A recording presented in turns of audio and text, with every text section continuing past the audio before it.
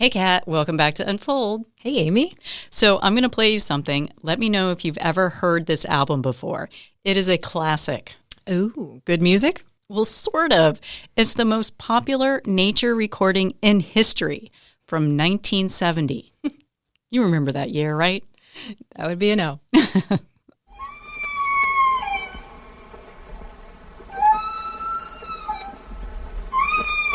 Pterodactyl? Wait, 1970. Oh. Oh. Are those whales? Like humpback whales? Aren't they? Yes, they are. This was from Songs of the Humpback Whales that was produced by biologist Roger Payne.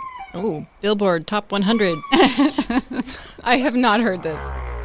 Well, this album helped spark the anti-whaling movement. Really? Humpbacks were an endangered species in the 70s. I heard like nearly 95% of their population was wiped out, up until commercial whaling came to an end. Yeah, and Roger Payne was the scientist that realized there was an intentional rhyme, repetition, and structure to these noises. They weren't just noises, they were singing. Today, we know a lot more about these amazing creatures. Professor and animal behaviorist Brenda McCowan with the UC Davis School of Veterinary Medicine has been studying these animals for decades. Humpbacks are very socially complex. They travel vast distances. They have a huge vocal repertoire. I always say that every sound ever made in the natural world, the humpback makes. It's incredible, the diversity of sounds that they produce.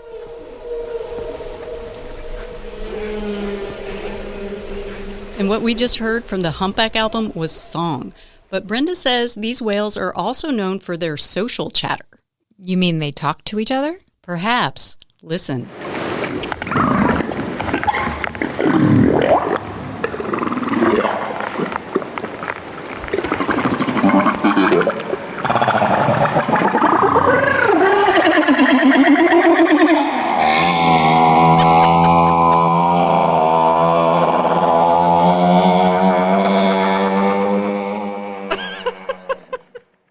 Last one's like, will you all please be quiet? It sounded like a motorcycle. Yeah. Oh my gosh. That was amazing. That's incredible, by the way. I've never heard I know, right? Before. One of them sounds like a horse. Yeah. So scientists have recorded these social sounds, but do we know what they mean or what they're saying to each other? Not entirely. Fred Sharpe is president of Olympic Peninsula Prairies and an affiliate researcher in Brenda's lab at UC Davis. He thinks these social sounds could be more conversational in nature. Humpback whales are extremely vociferous beings, and we barely begin to parse the meaning of their songs, their social chatter. We know that some of their cries are used to herd prey, but there's much we don't know about their acoustic systems, and the possibility to do playbacks to try to elicit some form of meaning and interaction is super exciting. Their research team recently came out with a study on these playback experiments. It's where they record sound from humpbacks and then play it back to them through an underwater speaker. Are they hoping that humans might be able to communicate with a whale? Like talk to them in their own language? Humpbackian or humpbackies? Right. Well, they aren't that far along, but maybe someday communication is their goal. So did the playbacks work? Did it spark a conversation? Well, that's a conversation that we're going to unfold in this episode of Unfold. But before we do, I should point out that the SETI Institute was involved in this research as well. SETI? That's the institute that searches for extraterrestrial intelligence. Why are they involved? They think this interspecies communication could help in the search for extraterrestrial intelligence. Studying intelligent non-human species might help us better understand how to detect and interpret communication signals from outer space. In a nutshell, talking to whales may one day help us talk to aliens. If they are out there. So yeah, in a nutshell, it was a close encounter of the whale kind. Oh, this is truly a podcast.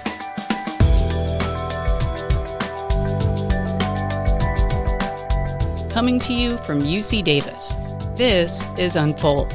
I'm Amy Quinton. And I'm Kat Curlin. Okay, Amy, you hinted that there was a conversation with a whale. I need to know more.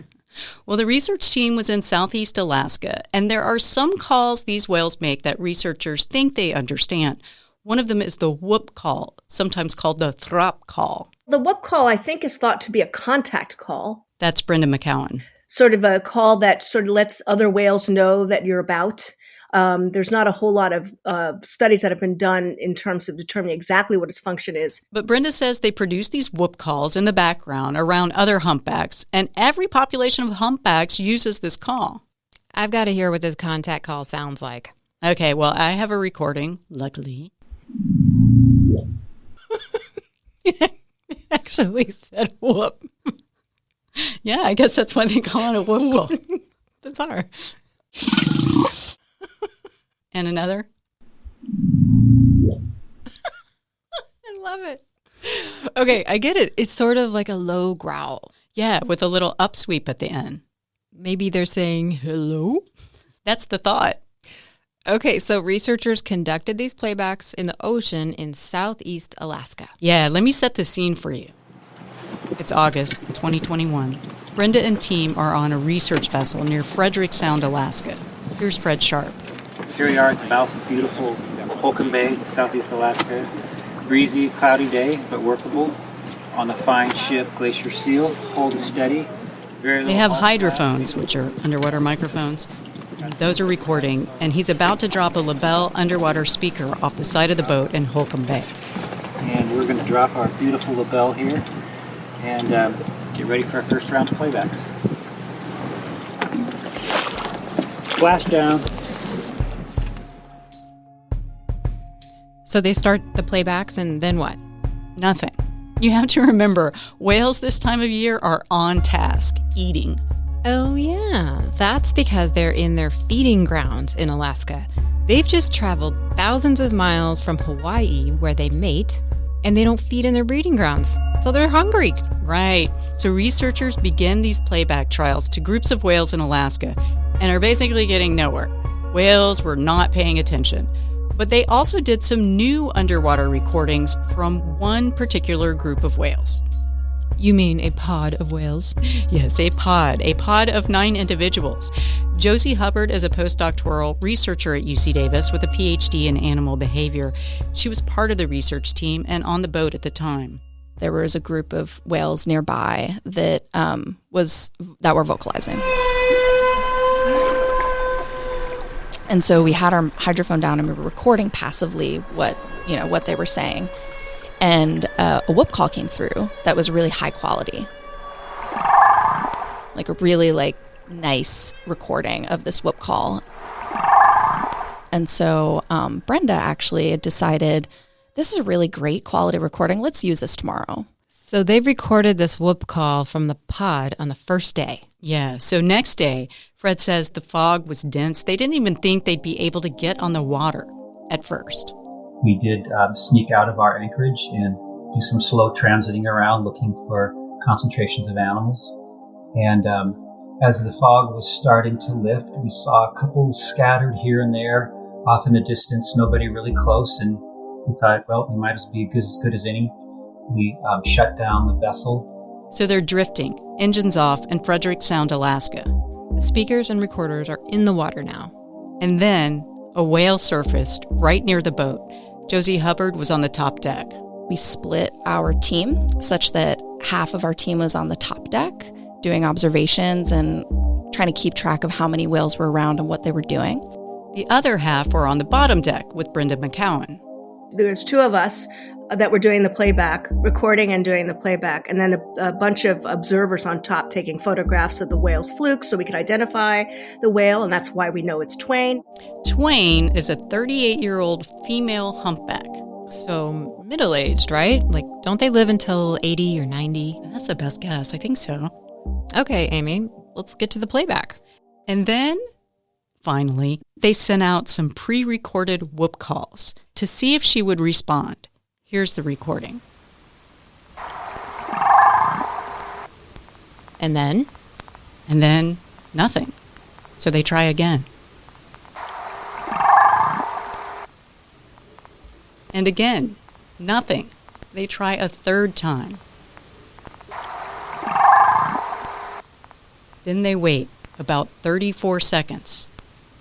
Then they hear her. That's Twain. That's Twain.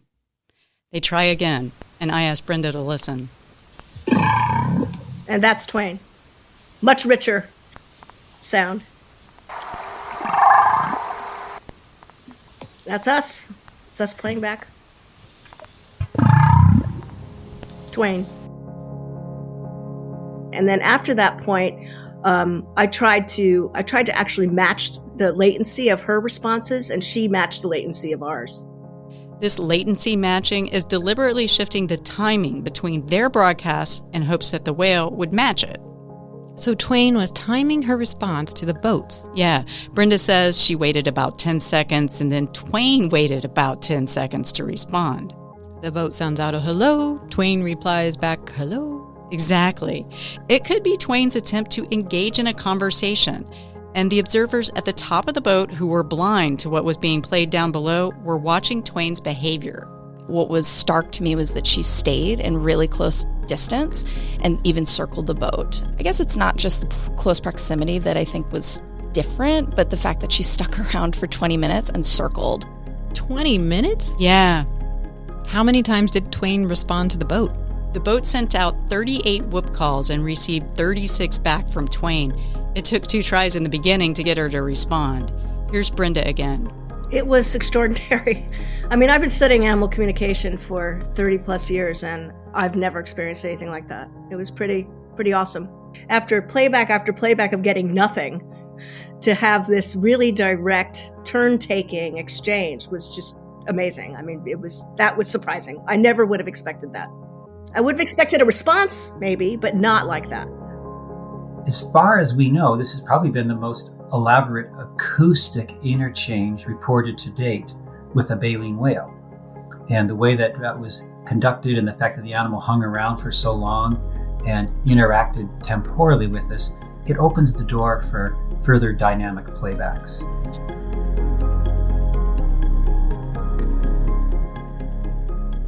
Do you think Twain was enjoying the conversation? What was going on?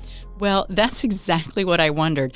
Josie told me it's always hard to tell what animals may be thinking or feeling, but she says it's likely she was enjoying it, or at least curious about the sound she recognized coming from the boat. But at one point, that did change for a little bit. But then there were some indications towards the middle of the experiment where she started to show signs of agitation, such as what we call wheezy or forced blows when she comes to the surface and breathes, as well as breathing or blowing more frequently, which is thought to indicate agitation. Was that a wheezy blow? Yeah, and Brett said that little hoot at the end of this blow could also indicate exasperation. I can imagine. Is that when Twain left? No, she stuck around until the researchers had to stop sending calls. 20 minutes was all their research permit would allow. Oh, so she could have left at any point, right? It's not like they were feeding her to get her to stick around. Right. Brenda says when the calls stopped, Twain started to leave. But as she was leaving, she continued to send back whoop calls to the boat. That's kind of sad. I mean, do you think she just missed her newfound friends or these strange humans in a boat? Brenda says it's possible, but it's also possible that she was hearing her own voice from the boat. What? I don't understand. Well, remember that researchers recorded the whoop call from the pod they saw the day before, and it turns out Twain was one of the whales in that pod. It's very possible that this particular call was very salient to her, either because it was a group member of hers that was producing the call, or perhaps even her own call. We just don't know. But so this was a call that she would have been familiar with one way or the other. And maybe that's the reason why she responded so directly to it all and stayed with us for 20 minutes. Interesting. But the whale had to have known that she was hearing this come from a boat and not another whale. I mean, I would think these are intelligent creatures. Speaking of intelligence, you mentioned extraterrestrial intelligence. When are we going to get to how SETI is involved? Ah, yes, the SETI Institute. So you might be asking, like I was, aren't they the guys that listen for alien signals using those big satellite dish-looking things? Yes, we are the guys that point radio telescopes at the sky and listen for intelligent signals. That's Laurance Doyle, an astrophysicist with SETI. They ask the question, is there extraterrestrial technology? We ask the question, is what has been received intelligent? And so that's our job, is to study non-human intelligence on Earth and come up with intelligence filters that SETI can use. What is an intelligence filter? I didn't know either, but we can think of it as a way to understand and quantify the intelligence and communication of other non-human species. The thinking is that perhaps scientists could classify this non-human communication based on its complexity. Like an intelligence ranking? How do they do that? By using the mathematics of information theory, which was originally developed to determine the amount of information going through telephone lines, believe it or not. I'll let Brenda explain.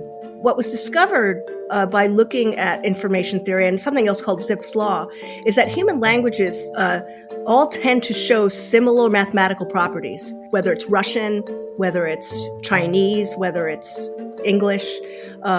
The statistical mathematical properties of language are all very similar.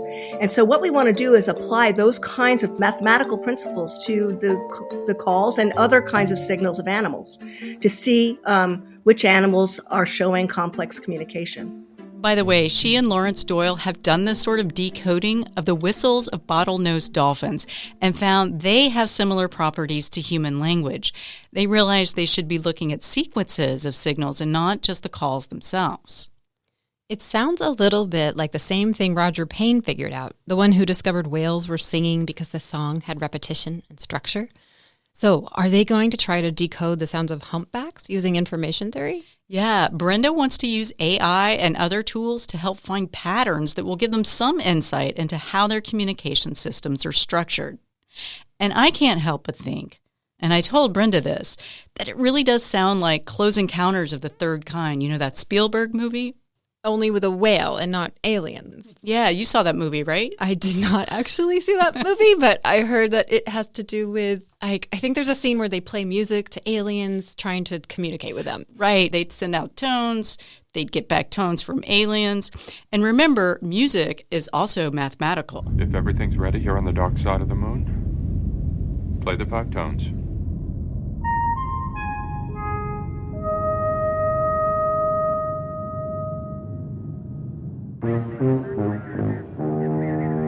When we had this encounter with Twain, one of the things I thought of was Close Encounters of a Third Kind, because, what they do at the end of that movie is they play back these musical notes, and then the aliens respond not only by mimicking those notes, but then doing a riff on them.